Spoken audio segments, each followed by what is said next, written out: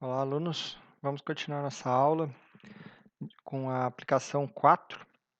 A gente já viu a parte de validação do formulário, do cadastro de usuário, só que ficou faltando mostrar o upload de arquivos. O cadastro de usuário, ele tem um campo do tipo arquivo.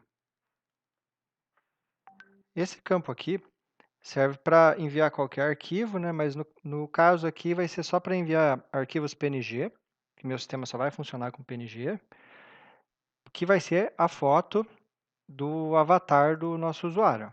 Então, se eu entrar aqui, João 23, aqui tem uma foto padrão, que já vem com o sistema, e aqui um usuário que resolveu fazer o upload de uma foto.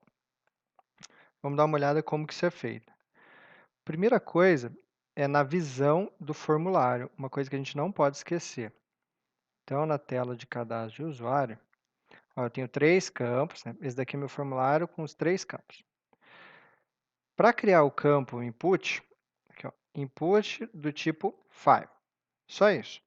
Ele já cria para a gente um campo do tipo arquivo para fazer o upload. Uma coisa que geralmente as pessoas esquecem é que aqui, ó, no formulário, na marcação form, a gente precisa colocar esse atributo aqui. Se não colocar, não vai funcionar o upload. O resto vai funcionar. A gente não colocava, né, e sempre funcionou para enviar texto. Só que quando a gente quer enviar arquivo binário, tem que colocar o tipo de encriptação, enctype, e esse daqui, multipart form data, escrito desse jeito aqui. Colocado isso, o HTML, o navegador, né, quando ele olhar o HTML aqui, ele vai saber a forma correta de fazer a requisição, de enviar os arquivos, e vai conseguir enviar o nosso arquivo para o servidor. Chegando no servidor, então lá no nosso controlador que a gente já viu, que cria um usuário, armazena no banco, eu vou dar uma olhada nessa variável aqui, $_files. Essa variável traz o quê? Traz todos os arquivos que foram enviados na requisição HTTP. Eu já exibi na tela, né, aqui que tinha, mas eu vou mostrar aqui de novo para vocês. Dessa vez eu vou mostrar mais bonitinho aqui. Mostrar o que tem e sair. Eu coloquei esse pré antes, esse HTML aqui pré, só para vir formatado, para não ficar tudo misturadão, aí fica ruim de enxergar. Então, eu preciso pegar uma foto qualquer. Avatar. Ícone. Tá aqui. Então, vamos salvar a imagem. Tá salvo.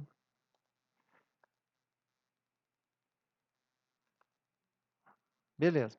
Se eu clicar em cadastrar, ele vai chegar aqui nesse método, né? Vai marcação pré, mostrar o que veio no $_files. Então tá aqui, ó, já vem formatado para facilitar a vida.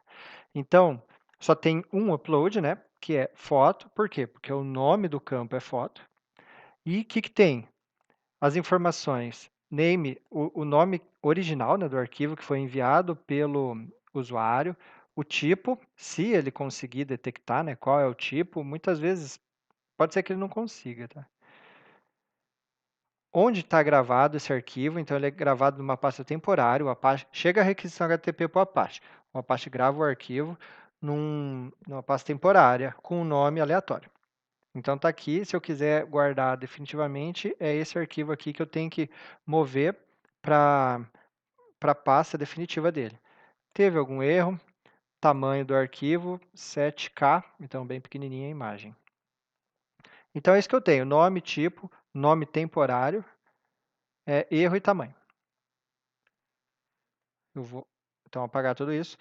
Então, se foi enviado tipo arquivo, eu guardo aqui o arquivo e eu crio um novo usuário. Lá no modelo usuário, na classe, vamos dar uma olhada. Então, eu gravei aqui a foto, né? A foto é todo aquele vetor na posição foto, né? Então, eu gravei esse vetor aqui, ó.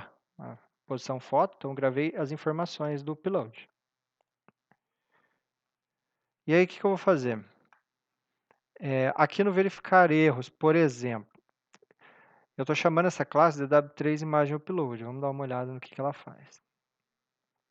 Essa classe, vocês não são obrigados a usar, ela é bem simplesinha. O que tem nela aqui? O nome temporário é a chave que o PHP usa, né? Temp name, é essa daqui, ó, temp name, eu deixo só como uma constante. O tamanho, size, também é a chave do vetor, ó, size, deixo como uma constante. Aqui, quanto que vale 1KB, que na verdade é 1024 bytes, e aqui eu deixo no máximo 500K, então tamanho máximo 500K. Como que eu verifico se é válido? Deixa eu só ver. Ó, primeiro eu verifico se existe o upload. É passado aquele vetor, né? Eu vejo se o vetor é diferente de nulo. Se ele for diferente de nulo, eu vejo se o tamanho é maior que zero. Quer dizer que foi enviado. Então, se for verdadeiro isso daqui, quer dizer que foi feito o upload, tamanho maior que zero, né? E não era nulo. Aí, eu verifico se não é válido. Por quê? Porque se não é válido, eu adiciono uma mensagem de erro. A gente viu isso no vídeo passado, né? Como adicionar uma mensagem de erro. Então, no caso aqui, foto, no máximo 500K. No sistema de vocês nem precisam colocar esse limite no sistema aqui da disciplina, né? Mas é lógico que no sistema real vai ter que existir algum limite de tamanho para o arquivo. Como que eu descubro se é válido ou não? Então, aqui tem várias coisas, né? Primeiro, eu verifico se o arquivo é de imagem. Como que eu verifico se o arquivo é de imagem? Eu poderia olhar naquele type, né, que vem na requisição, né, esse type aqui, imagem.png.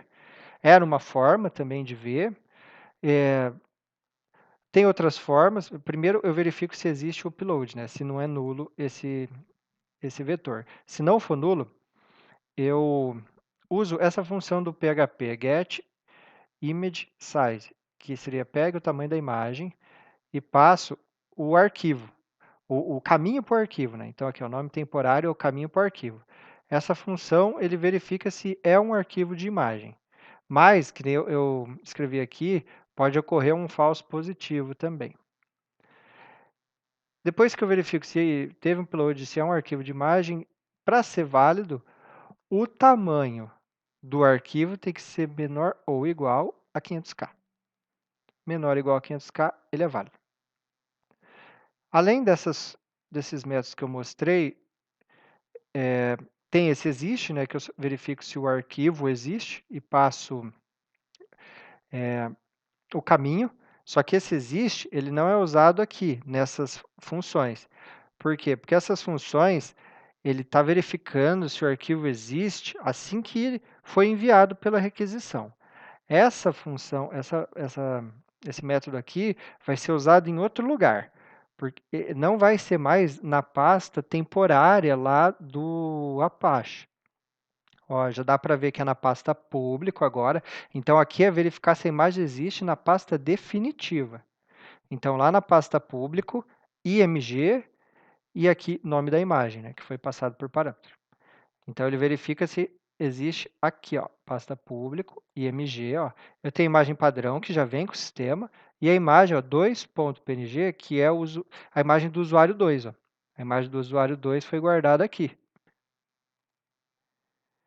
E o último arquivo que tem nessa classe é o arquivo salvar, que só tem uma função, que é uma função do PHP, que serve para facilitar muito a nossa vida depois que é feito um upload. Por quê? O que eu tenho que passar para essa função? Move uploaded file, ou seja, mover arquivo que acabou de ser enviado. Eu tenho que passar o caminho do arquivo que ele está agora, né? E o caminho final. Então, aí eu movo daqui para cá. E, além de mover, essa função já renomeia também, né? Porque, na verdade, a função de renomear no Linux, ela não existe. Não existe renomear no Linux. É mover. Então, quando você está renomeando, você está movendo também. No Windows eu não sei como que é. Mas aqui ele já faz os dois, né?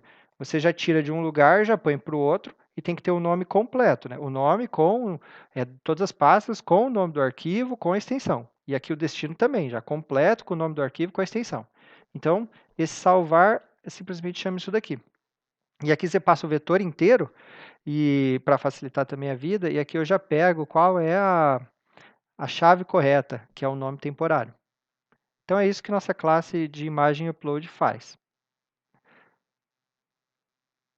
Quando eu salvo, ou seja, se estiver tudo certo, né? Se for válido, eu salvo. Quando eu for salvar, o que eu faço? Eu insiro no banco de dados primeiro. Por quê? Vocês já viram, né, como que insere no banco de dados, faz uma inserção, e-mail, senha, e retorna o ID que foi inserido e eu já guardo aqui nesse objeto. Então, agora esse objeto já tem o ID. Depois que insere, eu chamo salvar imagem. E quando eu salvar essa imagem, eu já vou ter o ID do banco. E isso é importante por quê? Porque nesse sistema, eu salvo a imagem com o id.png. Então, aqui tem o salvar imagem. Eu verifico de novo, né, se é válida a imagem, diz foto. E agora eu crio o nome completo. Onde que eu vou salvar essa imagem? Pasta público, img. Eu pego o id desse objeto, .png. Aqui está colocado entre chaves porque acho que se eu não colocar entre chaves, ele não consegue perceber que tudo isso daqui é a variável. Ele vai achar que é só esse comecinho e não esse. Então, aí, se você deixa entre chaves, você força que tudo entre as chaves seja tratado como uma variável, né? Tem que ter o dólar também aqui antes.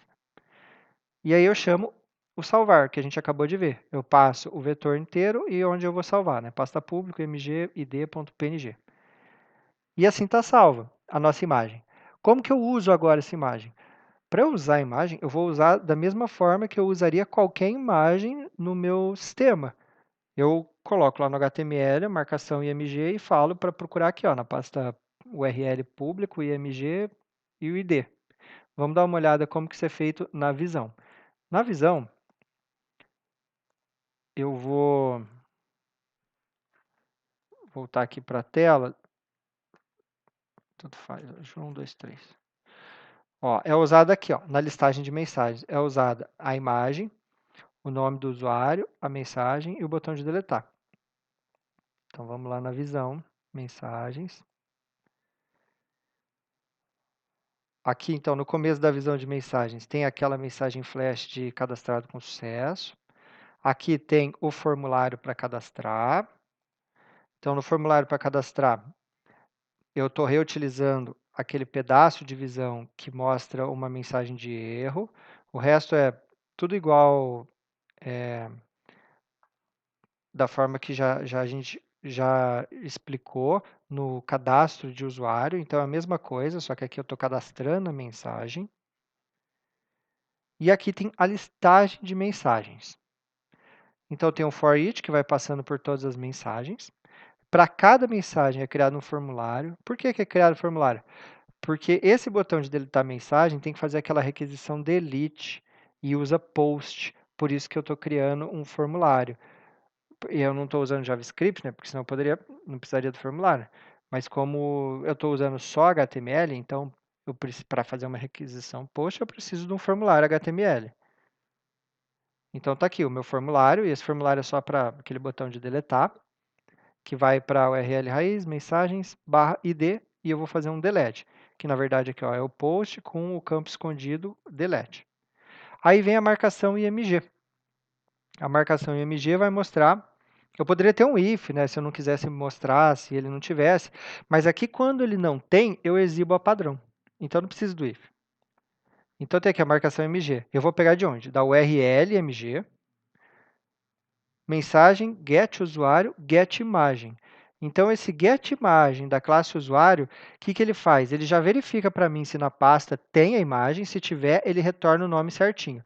Se não tiver, ele vai retornar o quê? Ele vai retornar essa daqui, ó, padrão.png. Então, a própria classe usuário já faz isso para mim.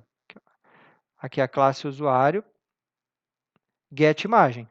Ó, o que aconteceu aqui no getImagem?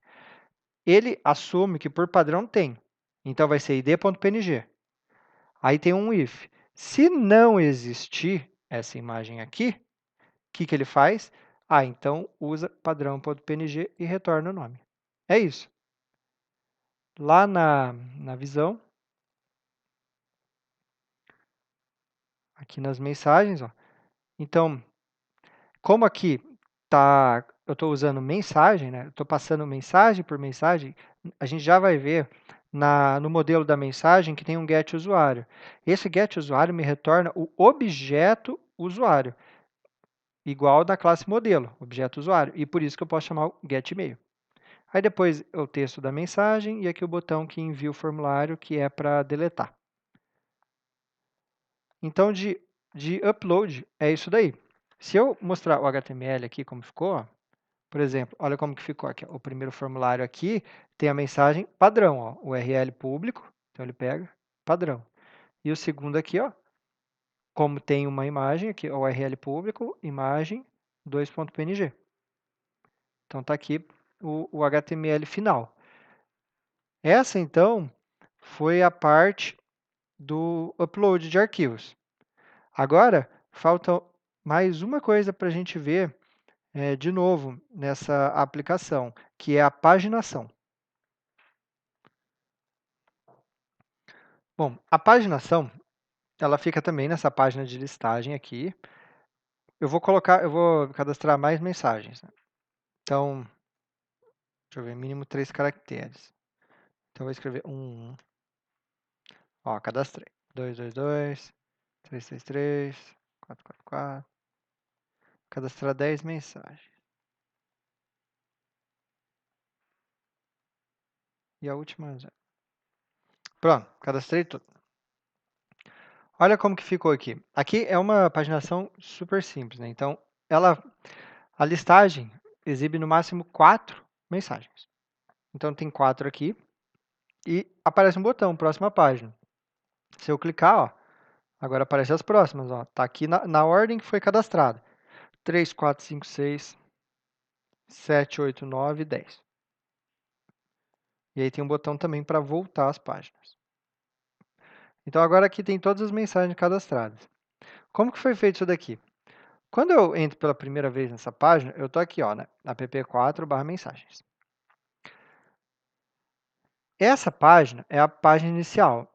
Se não vier nenhuma informação aqui, uma informação por GET, porque eu posso mandar informações na requisição por POST, que vocês já viram. Agora a gente vai ver como enviar informações por GET. Tem como enviar também informações. Aqui, a primeira vez que eu acessei essa página, eu não estou enviando nenhuma informação por GET. É só a URL. Então, por padrão, eu já estou na página 1. Como eu estou na página 1, quando não envio nada, é porque eu sei que eu estou na página 1. E então eu pego aqui os primeiros registros do banco.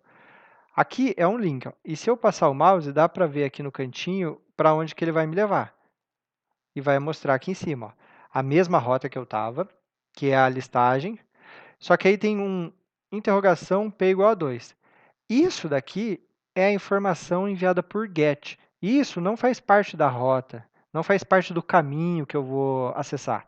O caminho que eu vou acessar termina aqui, ó. Quando tem um ponto de interrogação na URL, significa que a partir daqui, né, da interrogação para frente, são dados que estão sendo enviados por GET. Então, por POST não aparece aqui, por GET aparece aqui. E aí é nome da variável igual valor. É assim, nome da variável igual valor. Então, P é a página, né? Então, agora eu estou na página 2. Então, eu vou mostrar começando da página 2.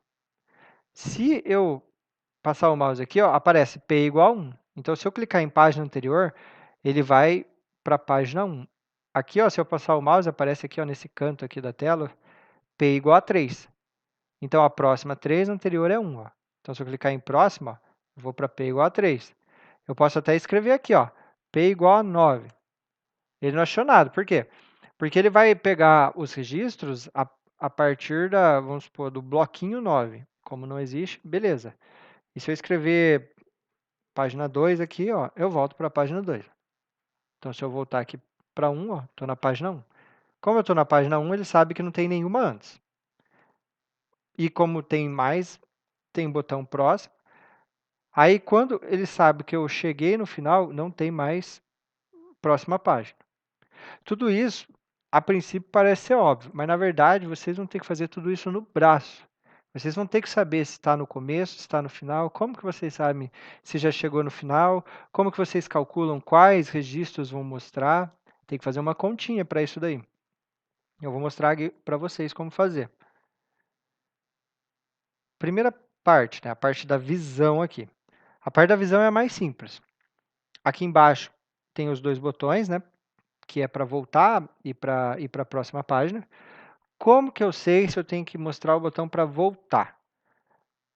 Sempre que eu tiver na página 2 para frente, eu tenho como voltar.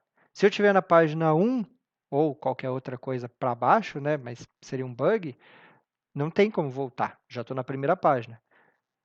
Então, aqui eu tenho um if. Se a página for maior que 1, vou exibir e vou montar o URL. Ó. A URL para a página de mensagens, ponto de interrogação, P igual, aí eu vou concatenar com a página atual menos 1. E para ir para a próxima, página atual mais 1. Então, essa variável página, que é a página atual, ela é passada para a visão. Então, isso é calculado lá no controlador. O if aqui, para eu saber se eu estou na última página, eu também preciso passar qual é a última página para a visão. Então, se eu não estou na última, vamos supor que a última é 3, eu estou na 1. Então ainda posso ir para a próxima. Eu estou na 2, a última é 3, então ainda posso ir para a próxima. Se eu estou na página 3, então eu já estou na última. Então eu não posso ir para a próxima. Então, página menor. Ó. Então, não vai mostrar esse botão aqui com a página mais 1. Essa parte aqui é mais tranquila. Agora, a gente tem que fazer o quê? A gente tem que criar nessas duas variáveis, página e última página. Então, isso daí vai estar lá na visão. Agora, a gente vai dar uma olhada no mensagem controlador.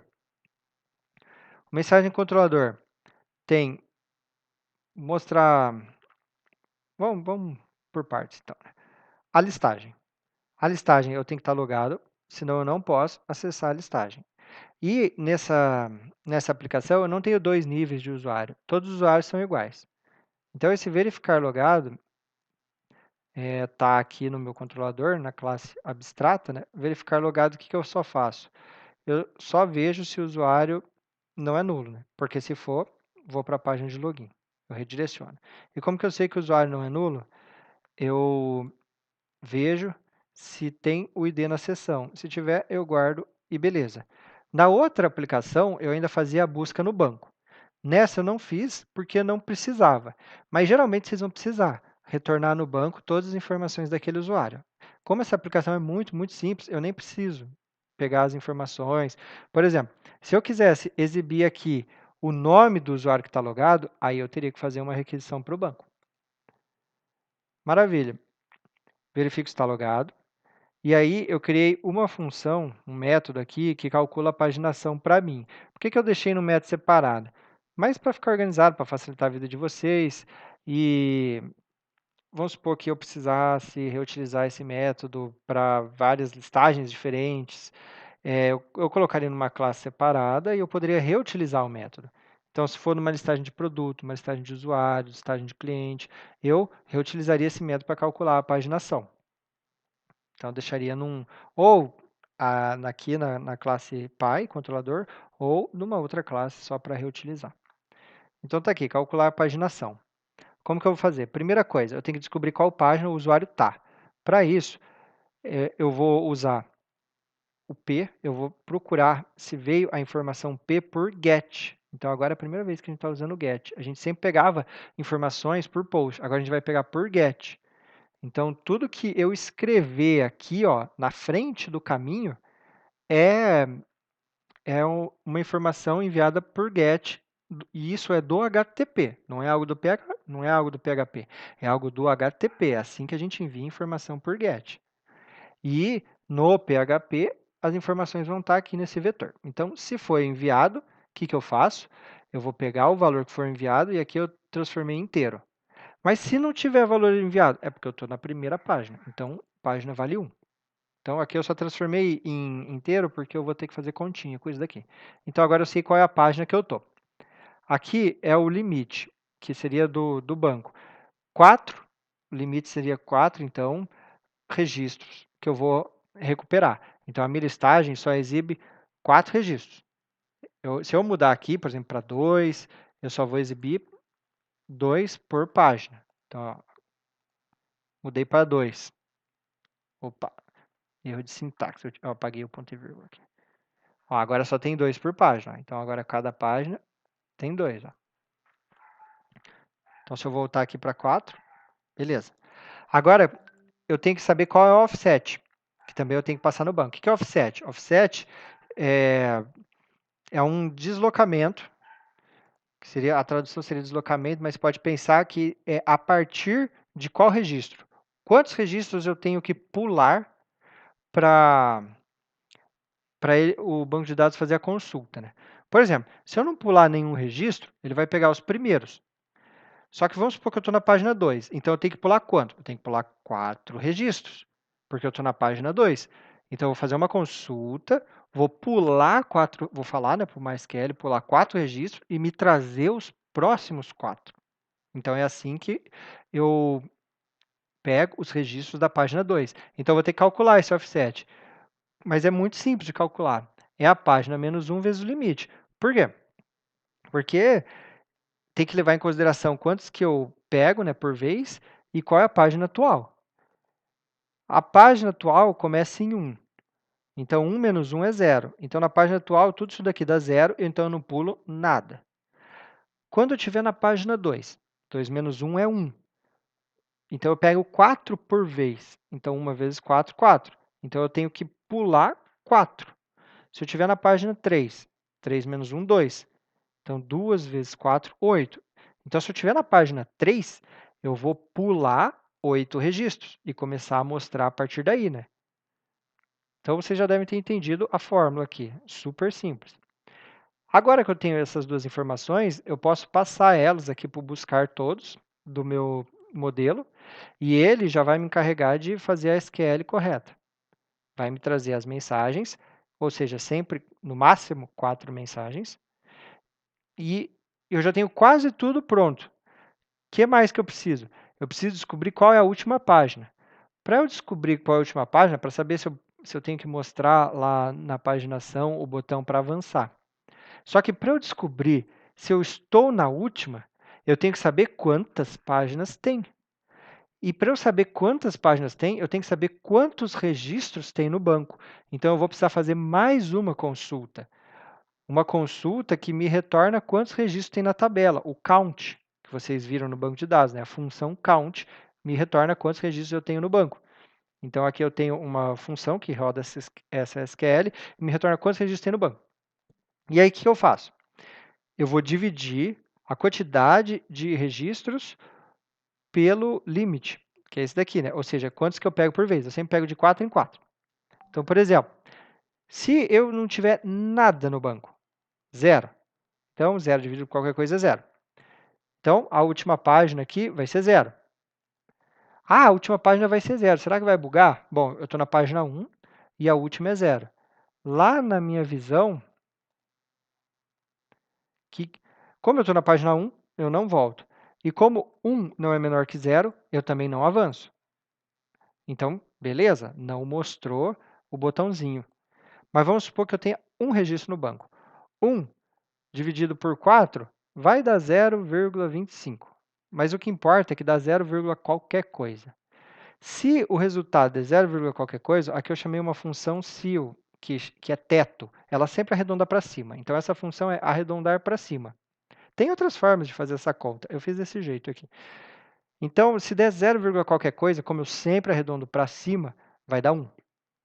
Então, a última página é a página 1, quando tem um registro. Tá, eu estou na página 1, a última página é a página 1. O que vai acontecer? Vai acontecer o seguinte, como eu estou na página 1, não tem como voltar. Como 1 não é menor que 1, também não tem como avançar. Eu só vou poder avançar quando a última página for 2. Então, beleza. Se eu tenho um registro, essa conta aqui dá 1. Se eu tenho 2, 2 dividido por 4, 0 qualquer coisa, né? Dá meio. Se eu tiver 3, 3 dividido por 4 dá 0,75. Mas você não precisa saber exatamente quanto que dá. Você tem que saber que dá 0, qualquer coisa. Então, vai continuar sendo 1. Se eu tiver 4 registros no banco, 4 dividido por 4 dá 1. Então, ainda assim, eu não vou para a próxima página. Né? Então, percebe que ele retorna 4 Então, se tiver 4, eu não vou para a próxima. Aí, se eu tiver 5 registros, opa, espera aí, porque 5 dividido por 4 já dá mais do que 1. Então, arredondado para cima dá 2. E então, agora tem a próxima página. Então, se eu tiver 5 registros, eu tenho que mostrar esse botão para avançar, porque eu vou ter a próxima página. Porque a última página vai ser 2, né? Então, 1 é menor que 2 e vai para a próxima. Aqui eu fiz para a gente trabalhar só com inteiros, esse seal aqui. Mas nem precisava dele, né? Aí a última página valeria um float, valeria, por exemplo, se tivesse 5, né? 1,25. E aqui também daria certo, né? Porque 1 é menor que 1,25. Então, também daria certo sem essa função teto aqui. Beleza, eu tenho tudo que eu preciso. O que eu vou fazer agora? Eu vou retornar um vetor com todas essas informações. Então, eu estou usando essa função do PHP compact. Eu não lembro se eu passei para vocês. O que faz essa função do PHP? Essa função do PHP, você passa várias strings que são nomes de variáveis. Então, a página é uma variável, mensagens e última página. E ela monta para mim um hash. Um hash que tem essas chaves aqui, e os valores vão ser os valores das variáveis. Ó. Então, isso daqui que eu fiz, ó, return, compact, página, mensagens e última página, é a mesma coisa que eu fizesse isso daqui. Ó. Eu vou criar um hash, e aí eu vou ter chave página, valor página. E aí eu vou ter mensagens, e aqui eu vou ter última página. Pronto. Era a mesma coisa que eu fazer isso daqui. Ó. Então, eu estou criando um hash, página, mensagem, última página, e o valor é a variável página, variável mensagem, variável última página. Mesma coisa. Então, é uma outra forma de escrever isso daqui, é assim, ó. Fazer usar essa função compact. Aí, isso daqui vai voltar, então, como um hash, paginação. Eu passo aqui agora para a minha visão o quê? Eu passo as mensagens, então aqui paginação mensagens, página, paginação página, última página, e passo a mensagem flash, que é quando eu cadastro alguma coisa. E aí, na visão, eu tenho essas variáveis, página, mensagens, página e última página. Assim que foi feita a paginação no controlador. Então, agora a gente viu no controlador e a gente viu lá na visão. Na visão, eu uso aqui, né? Página e última página. Agora, o que a gente precisa ver? A gente precisa ver as SQLs. Como que foi feitas essas SQLs aqui? Vamos lá, então, no modelo mensagem. Então, tá aqui, ó, o buscar todos. Buscar todos. Eu seleciono as mensagens e faço um join com os usuários. Por que eu faço um join com os usuários? Porque em uma requisição só, eu trago a mensagem, mas o nome do usuário está na tabela de usuário. Então, por isso que eu já faço um join para pegar o nome dele. Então, tá aqui, ó. Eu pego todas as informações de mensagens, join usuários, ordenado pelo ID da mensagem. E aqui está o limit e o offset, que são os únicos parâmetros aqui da consulta, ó, o limit e o offset. Que eu vou passar, então, aquele que a gente já calculou.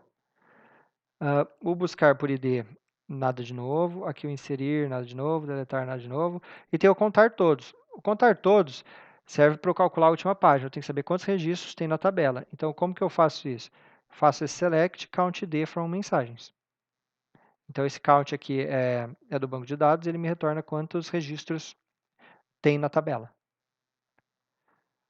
Aí, aqui na hora de executar, ó, buscar por ID, nada de novo, buscar todos. Então, aqui, o que eu faço aqui? Tenho a minha consulta, passo os dois valores, que é o limit e o offset, executo, retorno tudo. Vai retornar os 4 registros no máximo. E aí eu vou criando os objetos. Só que aqui tem uma coisinha nova. Ó. Nesse meu sistema aqui, eu já faço join, né, de mensagens com o usuário. E eu já crio o objeto de mensagem e o objeto de usuário. Eu já crio os dois. Então, aqui, ó, eu crio o objeto usuário, porque eu já peguei também os registros do banco, né? Então, eu pego o e-mail e ID, e é só isso que eu preciso, né? E-mail e ID. e aí gravo aqui em usuário. Aí eu crio uma mensagem e vou passar para o construtor da mensagem o objeto usuário, que seria a chave estrangeira aqui. Então, aqui ó, no construtor, tem, quando eu vou criar, né, a mensagem, eu passo o ID de quem está criando e texto, só isso. Mas quando eu estou retornando do banco, ó, eu passo já o objeto usuário e o ID. Então, por isso que eu passo aqui ó, o objeto usuário, que é esse daqui, na hora de criar a mensagem. E por que eu faço isso? Porque depois, lá na listagem, vamos lembrar aqui da listagem, eu quero exibir a imagem do usuário, quero exibir o nome do usuário. Então, eu faço assim, ó, mensagem get usuário, get imagem.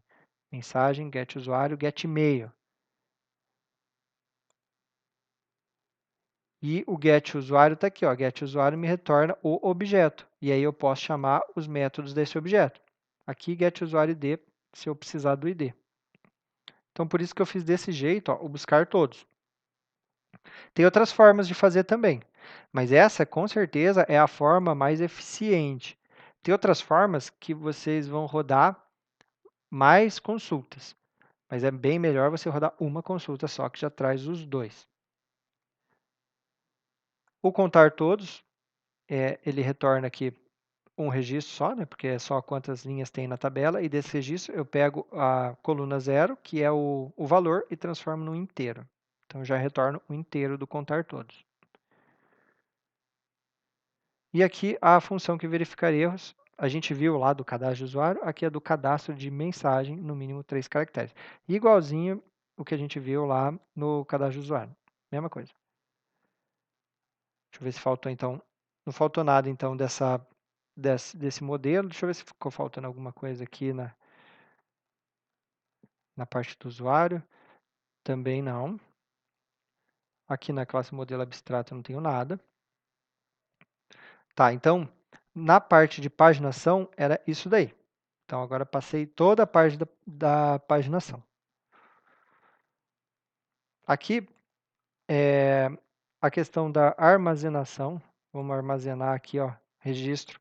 Eu digito alguma mensagem e clico no enviar e ele salva no banco. Eu vou falar aqui, explicar o código também, mas essa parte aqui é igual o que a gente já viu. Então, verifico se está logado, crio o objeto mensagem, chamo isVálido. Será que ele é válido ou não? Ou seja, o tamanho lá do texto tem no mínimo 3 caracteres? Se for válido, salvo, seto a mensagem flash e me redireciono para a tela de mensagens. E aí ele vai mostrar a mensagem flash aqui, ó, mensagem cadastrada. Mas e se não for válido? Ou seja, se só tiver um caractere ou nenhum caractere? Aí ele cai aqui. Lembra que quando falha a validação, a gente não redireciona. A gente precisa já exibir o HTML com as informações que o usuário enviou e com a mensagem de erro. Então, eu preciso fazer tudo que eu faria nesse método index. Daria para eu chamar o método index também, mas é meio, não sei se seria uma boa prática de programação chamar o método index. Também não seria uma boa prática de programação copiar tudo que tem nele e colar aqui. Então, a melhor prática de programação era ter um terceiro método, é o que eu acredito, para não ficar copiando o código. E esse terceiro método seria usado tanto pelo armazenar quanto pelo index. Aqui está a forma mais simples aqui, né? Então, eu calculo a paginação, com base na página que eu estou. Como não passou na validação, eu passo os erros agora para a visão e chamo a visão. E aí, se, por exemplo, eu não escrevo nada aqui, ó, aí aqui na visão, ó, mínimo 3 caracteres e tal, ficou vermelho aqui, então deu um erro de validação. Se eu clicar em recarregar, percebe que continuou com a requisição post, a última requisição que eu fiz, que não teve redirecionamento. Para destruir, se eu clicar aqui, para destruir, eu vou fazer uma requisição que vai cair aqui, ó, no destruir. Seguindo padronização REST, né? Para destruir, tem que estar um usuário logado. Um usuário deslogado não pode destruir. Eu vou buscar a mensagem no banco. Por quê? Das outras vezes, eu não buscava, eu já destruía direto, já rodava o delete, passava o ID e acabou. Mas agora tem um porém. Para eu deletar a mensagem, eu tenho que estar logado com o usuário que cadastrou. Então, eu estou logado com o João. Se eu tentar deletar aqui ó, a mensagem da Maria, fala que você não pode deletar a mensagem dos outros. Então, eu tenho que fazer essa validação também. Então, isso é uma validação. Ó. Bem mais simples. Né? Então, eu busco a mensagem do banco, verifico se o ID da mensagem, do usuário, né, que cadastrou a mensagem, é o ID do usuário logado. Então, aqui, ó, get usuário. Eu não pego esse ID pelo formulário. Sempre quando a gente for pegar informações do usuário logado, a gente nunca pega do formulário, porque isso daí é uma falha de segurança. A gente pega da sessão. Então, bateu aqui os IDs, destruo mensagem, mensagem destruída. Se não bateu, eu simplesmente vou setar a mensagem flash que eu não posso deletar e redireciono para a listagem. Então, aqui, como o erro está na mensagem flash, eu redireciono. E aí aparece aqui em cima. Ó. Se eu quiser deletar a minha mensagem, eu posso. Então, aqui, ó, mensagem destruída. Então, assim que é feita a validação desse formulário. Vamos ver se faltou alguma coisa. Aqui já tem tudo, já tem tudo. Templates, não tem nada importante. Bom, o que faltou agora é ver os testes automatizados. Vamos ver como foi feito os testes automatizados. Vamos executar primeiro os testes automatizados aqui. Né? Então, eu venho aqui na pasta app4.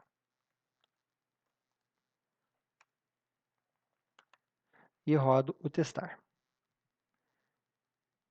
Então, aqui, ó, vários testes, todos passaram. Vamos dar uma olhada se tem alguma coisa nova no teste. A gente viu na aplicação passada, na app3, né, como fingir que eu estou logado, né, para fazer o teste. Tem página que eu só acesso logado. Então, eu coloquei aqui na nossa classe teste, que todos os testes vão herdar dessa classe aqui, né, o método logar. Então, esse método logar cria um usuário, nada a ver, põe o ID dele na sessão, então eu estou logado. Ó, pus o ID dele na sessão. Vamos ver os testes unitários.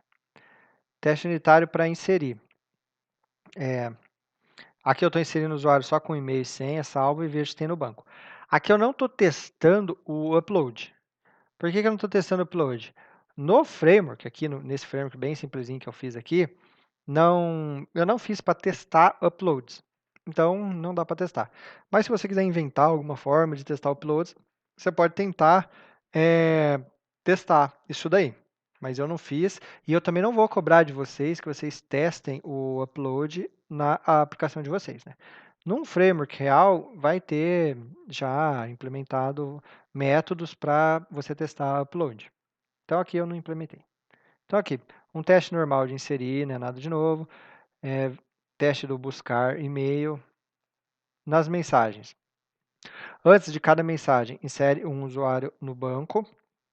Por que um usuário no banco? Antes de cada teste. Porque para inserir uma mensagem, ela tem que ter a chave estrangeira, né, do usuário. Por isso que eu coloquei aqui. Então, antes de cada teste, vai ter um usuário no banco para eu testar. Né? E aí eu guardo o ID dele aqui. Ó. E aí eu posso usar esse ID na hora de inserir uma mensagem. Então, aqui, ó, insiro uma mensagem, ID do usuário e o texto. Salvo, verifico se foi inserido no banco. O buscar todos, inserir duas, verifico o chamo buscar todos, verifico se tem duas mensagens no banco. O contar, ó, ele tem que me retornar um inteiro. Verifico se ele me retornou um 2. E o destruir, aqui eu verifico, eu tinha uma mensagem, né? Destruir, não posso ter mais nenhuma mensagem no banco. Então, o fetch, quando ele não retorna um registro, quer dizer que já ou você já chamou ele várias vezes e agora não tem mais, ou na primeira vez, se já não tiver mais, ele já retorna um falso. Então, se ele retornou um falso, quer dizer que não retornou nada à minha consulta. O banco está vazio. Então, não tem muita coisa nova aqui no teste unitário, no teste funcional vai ter. Por quê? Porque agora a gente pode testar se a validação do formulário está funcionando. Então, por exemplo, aqui no login, Aqui eu só verifiquei se abriu a página.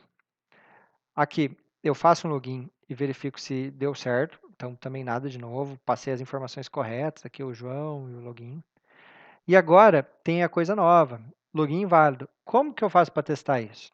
Se eu vir aqui, ó, clicar aqui, como que eu faço para testar que deu errado? Você tem que pensar assim, né, como se estivesse acessando mesmo o sistema. Você coloca um e-mail sem inválido e o que, que você quer que aconteça? Você quer que apareça de novo esse HTML com essa mensagem. É isso. E você vai olhar na seção se você também pode, né, fazer isso, né? Olhar na seção e ver se não tem ninguém logado na seção. Então, assim você sabe que está funcionando o seu sistema. Então, tá aqui, ó. Não tem, aqui não tem aquele método antes, ó. Então, como não tem o método antes, ele não está inserindo nada no banco. Então, o banco está vazio. Tentei logar, mas o banco está vazio. O que aconteceu? A resposta tem que ser um HTML e tem que aparecer esse João teste. Por quê? Porque quando eu erro aqui, ó, e clico, ele já carrega para mim. Então, para ver se está carregando o e-mail. E eu verifico se não tem nada na seção, ó, seção nula. Eu também poderia verificar, né, se contém essa frase aqui no HTML. Também dava para fazer isso daí, ó. Faria assim, ó. Verificar contém. Assim, ó. Pronto. Então agora eu verifico se tem isso daqui no HTML. Mais uma coisa para testar aí. Teste de deslogar, normal. Nada de novo no teste de deslogar. Cadastro de usuário. Vamos lá. Aqui a página, se a página está abrindo. E agora aqui para cadastrar. Também nada de novo. Aqui eu não verifiquei a validação. Para verificar, mostrar como ficaria aqui. Vamos fazer um teste, armazenar, inválido. Como que eu faria? Eu faria o seguinte, tem que ser no mínimo 3 caracteres, né? Então eu vou colocar um caractere. Pronto. Agora ele não pode me redirecionar, ou seja, eu tenho que manter a mesma página. E o que tem que aparecer? Tem que aparecer as minhas mensagens de erro, que é essa daqui, ó. Deve ter no mínimo 3 caracteres. Pronto. E eu também teria que fazer uma consulta no banco para ver se o banco está vazio. Então, vou copiar essa parte aqui. Ó. Select asterisco from usuários. Fetch usuário. E aí eu verifico se o usuário é um falso. Opa, pronto. Então, assim que eu faria o teste da validação. Eu fiz um post para tentar cadastrar, inserir no banco. Só que, olha, não pode passar na validação. Porque é no mínimo 3 caracteres, e-mail e senha. Então, vai aparecer a mensagem de erro. Eu vou fazer um select asterisco no banco. Vou pegar o primeiro registro, mas na verdade não vai vir nada, porque o banco está vazio e aqui não é para inserir nada no banco. Então, vou rodar agora esse teste aí. Então, tá aqui, ó. Teste usuário, né, funcional, 3 ok. Então, aqui, ó, esse é o terceiro teste aqui, que antes não tinha, né? Antes só tinha 2 testes, agora tem 3 testes. Então, assim, eu consigo verificar se a validação está funcionando. É lógico que esse teste ainda está muito simples. Por quê? Porque eu deixei 2 campos inválidos, né?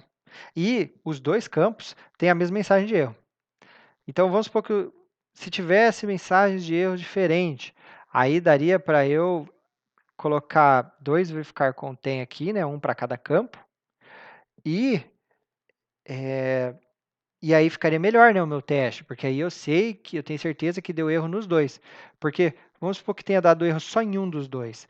Aí esse teste aqui, ó, ele não sabe, né, se o outro está funcionando, se o outro não está. Então, daria para melhorar também o teste.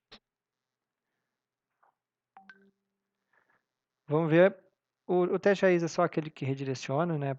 Se eu tentar acessar a raiz da minha aplicação aqui, ó, ele me redireciona para a tela de login. E o último, teste mensagens. Deslogado, eu não posso conseguir acessar a tela de mensagens. Então, aqui, estou deslogado, não consigo acessar a tela de mensagem. A gente já viu como fazer esse teste. Para acessar a listagem, então eu chamo o logar, crio uma mensagem no banco, faço a requisição GET para a tela de mensagens e verifico se está lá o título e essa mensagem aqui, olá. Se eu tento armazenar deslogado, então eu estou fazendo um post, ó, não loguei aqui. Tento fazer um post, ou seja, estou inserindo no banco, ele não vai inserir, né? Ele vai simplesmente me mandar para a tela de login. Aqui eu ainda poderia também fazer uma consulta no banco e ver se o banco está vazio, para saber se deu certo realmente, né? Porque não pode ter nada no banco, o cara não estava logado.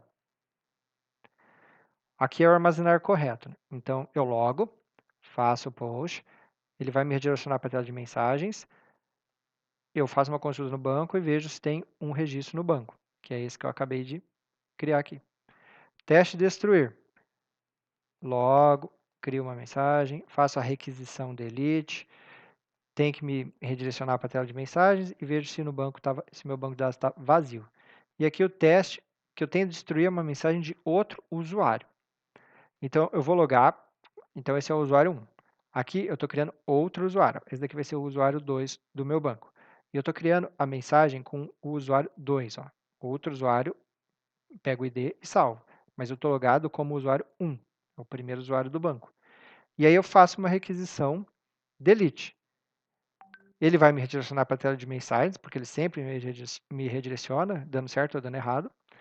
E eu tenho que olhar no banco, e o banco não pode estar vazio. Por quê? Porque tem que ter essa mensagem aqui, ó. Eu não posso ter conseguido deletar. Então, eu faço uma consulta no banco, pego um registro, e esse registro não pode ser falso. Eu também poderia fazer o quê? Eu também poderia fazer uma requisição GET para rota mensagens e olhar se no HTML apareceu a mensagem de erro. Você não pode deletar a mensagem de outro usuário. Então, também poderia continuar aqui escrevendo isso daí para testar isso daí. Vou colocar aqui ó, só para vocês verem. Né? Então, vou fazer uma requisição aqui, só para a tela de mensagens, mas é uma requisição GET. E é o verificar contém. Verificar contém, resposta. E aí vamos lembrar qual que é o que ele deveria aparecer quando dá um erro, era isso daqui. Você não pode deletar a mensagem. Então teria que aparecer isso daqui. Se eu fizesse uma requisição GET aqui para mensagem. Então vamos rodar lá. Então aqui, ó, mensagens, passou. Deu OK. Então apareceu essa mensagem no meu HTML quando eu tento deletar a mensagem. Ah, aqui o banco está vazio, né? Porque eu rodei os testes, eles recriam o banco. Então não vai ter a Maria mais. Bom, essa foi então a nossa aplicação 4. Terminamos a aplicação 4. Agora você já tem condições de fazer uns 90% do projeto de vocês, que vocês vão ter que entregar, que é a avaliação da disciplina. Por quê? Porque só falta agora eu ensinar a aplicação 5. Vou deixar, lógico, para a próxima aula. E na aplicação 5 não tem muita coisa nova. O que tinha bastante coisa nova era essa aplicação 4. Então, a aplicação 5 vai ter o quê? Vai ter como fazer um filtro, para você filtrar na listagem para, vamos supor que tem muitos registros, você quer filtrar por usuário, você quer filtrar por data, por valor, preço, né, de algum produto. A gente vai ver como fazer, então, o filtro da listagem e no projeto de vocês, todas as listagens têm que ter filtro, tem que ter paginação, mas já dá para fazer quase todo o sistema, só vai faltar vocês fazerem o filtro. Então já dá para, quem não começou, já comece quanto antes o sistema para entregar, porque é um sistema que pode dar um pouco de trabalho, principalmente para quem está começando, vai acabar gastando no mínimo aí 1 ou 2 semanas para quem está começando, né? Você vê que não demora tanto tempo assim, né? Então é isso aí. Até a próxima aula.